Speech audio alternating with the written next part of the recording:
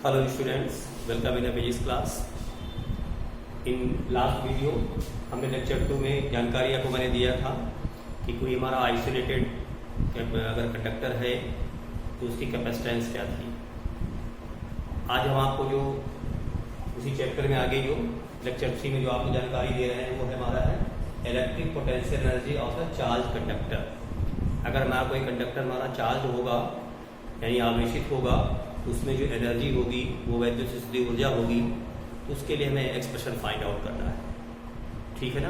पहली बात तो ये समझ लीजिए आपको कि जैसे कि कोई कंडक्टर होता है, अगर उसको क्या करते हैं हम आवेशित करते हैं, ठीक है ना। तो आवेशित करने में क्या होता है, हमें कुछ कार्य करना पड़ता है। When we charge a conductor we have to do some work because suppose this is a conductor, initially suppose it has don't charge, nothing is it has charge, that means इसमें कोई भी पहले से चार्ज नहीं है।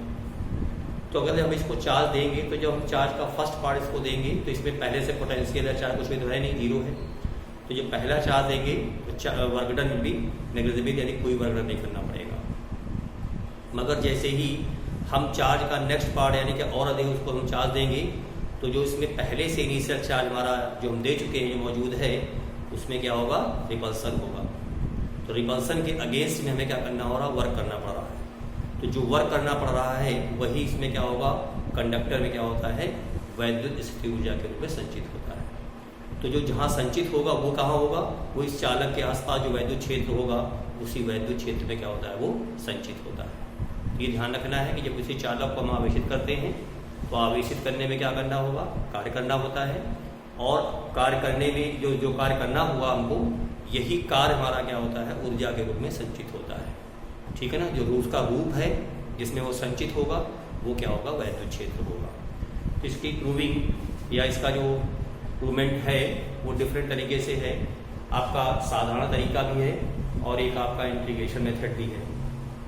तो जो आपका साधारण तरीका है उससे मान लेते हैं हम कंडक्टर को क्यू आवेश देते हैं, ठीक है, जिससे उसका पोटेंशियल बढ़ के कितना होना है, वी होना है या वी हो जाता है।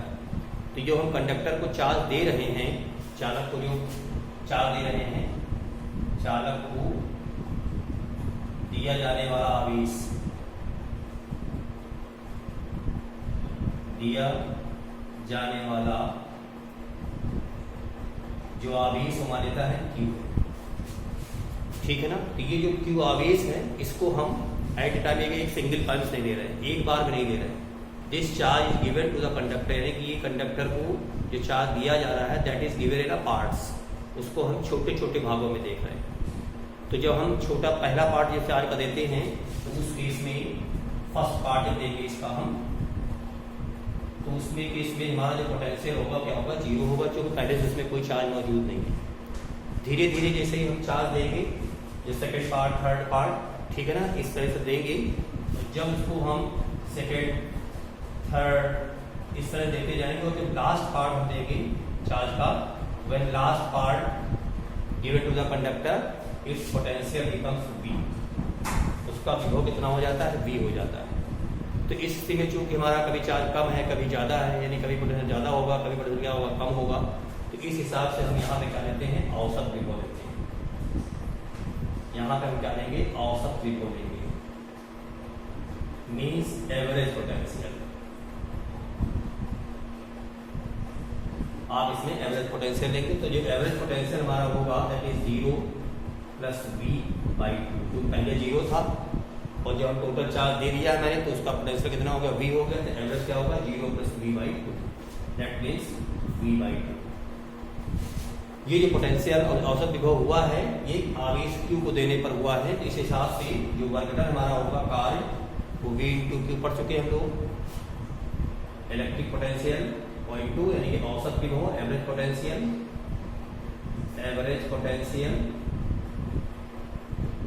और इंटू चार्ज। इस हिसाब से जो एवरेज पोटेंशियल हमारा है वो v/2 है, v/2 और इंटू क्यू।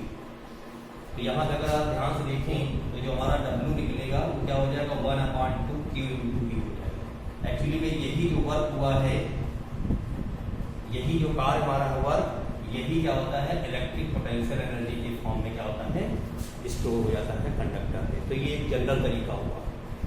इस फार्मूले को आप दूसरे फॉर्म में लिख सकते हो, Q equal to C into V होता है, तो फिर W जो हमारा होगा क्या होगा, हाफ ऑफ CV स्क्वायर हो जाएगा।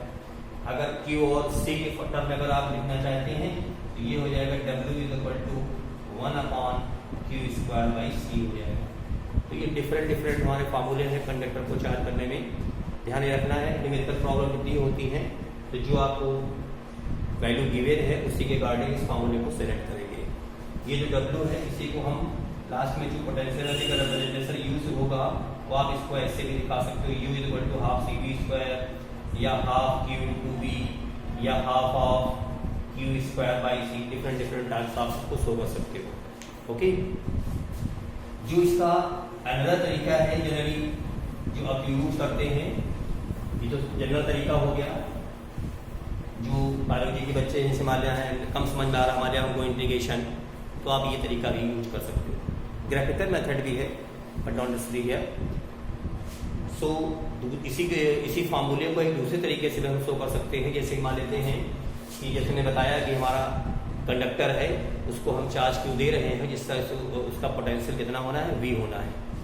तो हम मान लेते हैं कि कंडक्टर का एक छोटा पार्ट आवेश का दे रहे हैं Q डैश। तो ये हमने Q डैश इसको हमने चार्ज दिया, आवेश देने से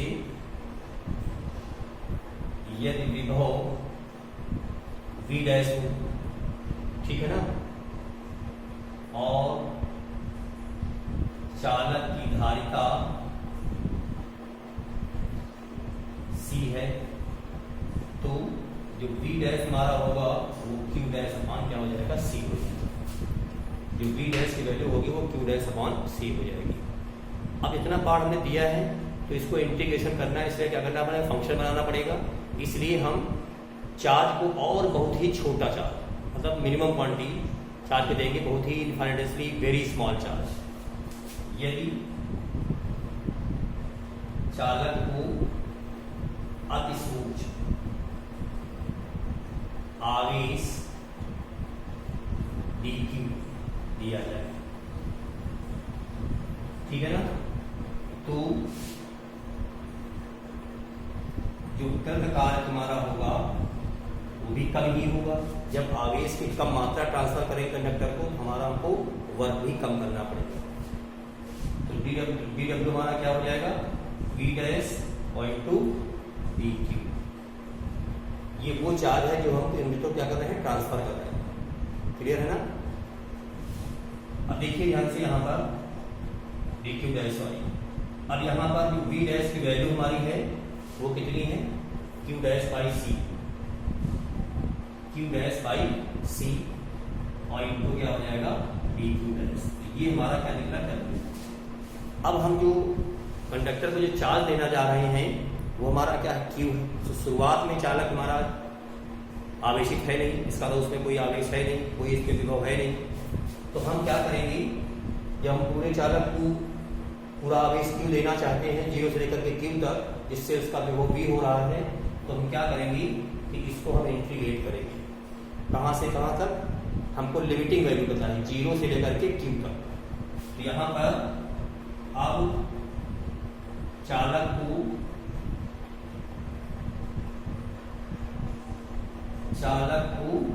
Q डैश बराबर 0 से Q तक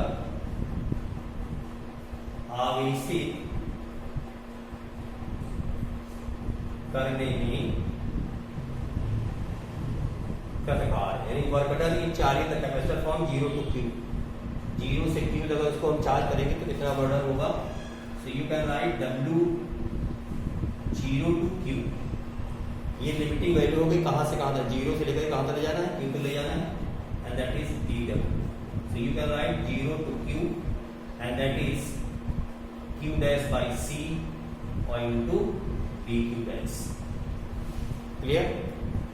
C तो हमारा कंडक्टर है, उसकी कैपेसिटी है, उसको बाहर ले लेंगे और इसको हम क्या करेंगे, इंटीग्रेट करेंगे। तो जब इंटीग्रेट करेंगे तो ये हो जाएगा W इक्वल टू 1/C बाहर ले लिया मैंने, और ये हो गया 0 to Q that is Q dash और into dq dash. So 1/c, this becomes q dash square by 2 and this is limit 0 to q. यहाँ वैल्यू प्लेस कर देंगे तो 1/c इंटू ये हो जाएगा आपका q square by 2 minus 0. So 1/2 into q square by c. तो ये जो आपका वर्गमूल निकला हुआ है आपका, यही वास्तव में कंडक्टर में क्या होगा, पोटेंशियल एनर्जी की फॉर्म में क्या होगा, स्टोर होगा. तो हमने आपको जो फॉर्मूला बताया आपको W is equal to 1/2 q square by c from integration method, यानी कि समाकलन से. तो ये जो W हमारा है यही वास्तव में क्या होगा, चालक में वैद्युत स्थितिज ऊर्जा के रूप में क्या होगा, संचित होगा. ठीक है ना.